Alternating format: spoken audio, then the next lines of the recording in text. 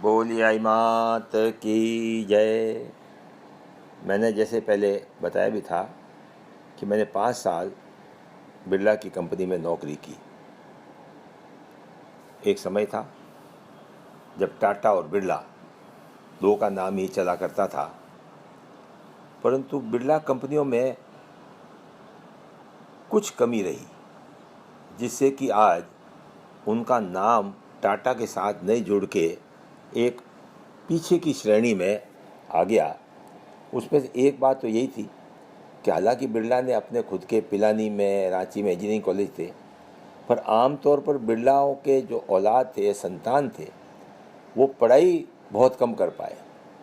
सिर्फ एक बीके बिरला के बेटे आदित्य बिरला, जिसने हिंदुस्तान एल्युमिनियम वगैरह बड़ी बड़ी कंपनियां खड़ी की, हालांकि उनकी कम उम्र में ही कैंसर हो गया था, पर उनके पुत्र कुमार मंगलम बिरला ने उस एम्पायर को खूब आगे बढ़ाया।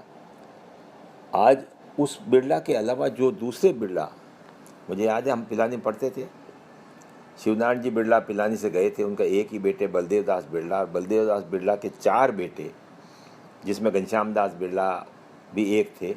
उनके सबके ही 2-2, 3-3 लड़के, मतलब बड़ा परिवार, और समय पर चेतन हो गए थे।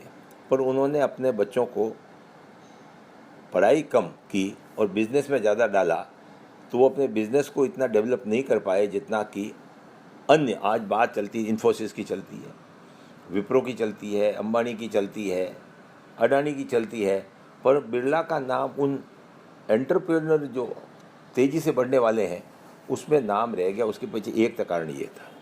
दूसरा कि जब कंपनी में काम करने वाले को मैनेजमेंट तय करता, भाई फलां आदमी की अब अपने को ज़रूरत नहीं है, शाम को 5 बजे तक उस आदमी को पता नहीं लगता था। हम बराबर काम कर रहे, 5 बजे चपरासी आता, साहब आपको कैशियर बाबू ने बुलाया है। भाई क्या काम है? साहब जरूरी है, आप चलो। जाते वहाँ, कैशियर बाबू कहता, साहब मैनेजमेंट ने तय कर लिया है कि आपकी सर्विसेज की आवश्यकता नहीं है, ये आपका एप्रिसिएशन लेटर, ये आपका रेजिग्नेशन लेटर जिस पर दस्तखत कर दो, ये आपकी आज तक की तनख्वाह और ये 1 महीने की नोटिस की तनख्वाह। आप मुझे साहब मिलूँगा, किसी मिलना करना कोई फ़ायदा नहीं साहब, आप दस्तखत करो, बाकी तो कि मैं केस करूँगा तो फिर आप छोड़ो, आप जाओ, ये आपके बर्खास्ती का लेटर तैयार है। और जितने में चपरासी जाता और आपके टेबल पे आपके जो टिफ़िन विफिन जो कागज़ हैं वो लेके यहाँ दे जाता और सीधा आपको वहाँ से बाहर का रास्ता दिखाया जाता। कल से आपको आना ही नहीं, और फैक्ट्री में भी आपको कोई मैनेजर क्या इंजीनियर आपको बतलाता ही नहीं। उसी का एक कारण बना कि एक फैक्ट्री के प्रति जो वफादारी, लगाव, वो बिरला कंपनी में नहीं हो पाया। मैंने एक बार पहले अपने उद्बोधन या अपने याददाश्त में बताया भी था कि हमको 1 महीने, बिरला जी के डेथ पर 1 महीने की तनख्वाह मिली, ग्रैंड होटल में जाके खाना खाया, मस्त रहे, और फिर एक जना बोला कि साला अगला बिरला कब मर रहा है।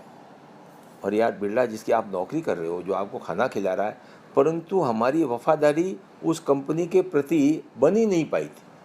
वो जो सेठ, मालिक और मजदूर, मालिक और मैनेजर और इंजीनियर के बीच में जो वो पारिवारिक रिश्ता, फैक्ट्री मेरी है, फैक्ट्री विकास करेगी तो मैं भी विकास करूँगा, इसका जो नुकसान होता वो मेरा, वो सीमित था कुछ ऊपर के 4, 5, 10 लेवल के मैनेजरों में। नीचे के स्तर पर कभी भी न तो वर्करों में, इसीलिए कलकत्ता वगैरह में जो है वो हड़तालें हुई, इसीलिए जो एक कैडर डेवलप होना चाहिए था वो नहीं हो पाया।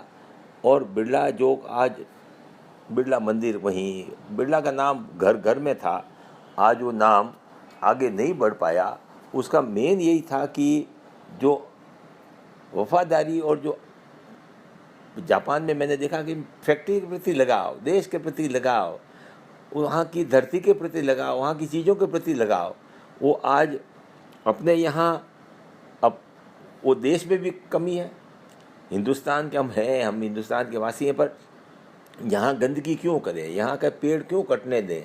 वो जो लगाव, प्रेम और आपस की वफादारी देश के प्रति, यहाँ की संस्कृति के प्रति, वो आज कमी है। और ये जब डेवलप हो जाएगी तो फिर देश को कोई रोकने वाला नहीं है। 135 करोड़ लोग इस देश को विकास और साफ सफाई करने में लग जाएंगे, तो अपने आप जो आज टाटा का नाम है, नाम से ही समझ में आता है भाई प्रोडक्ट बढ़िया है, नाम से ही समझ में आया कि इसकी कीमत वाजिब है। कहीं पर भी वो नाम में कोई फ़र्क, वो बिरला का था वो आज जो पीछे रह गया, वैसा आप भारत का नाम भी आगे बढ़े, यही मेरी एक तमन्ना है, इच्छा है। बोलिए आई मात की जय।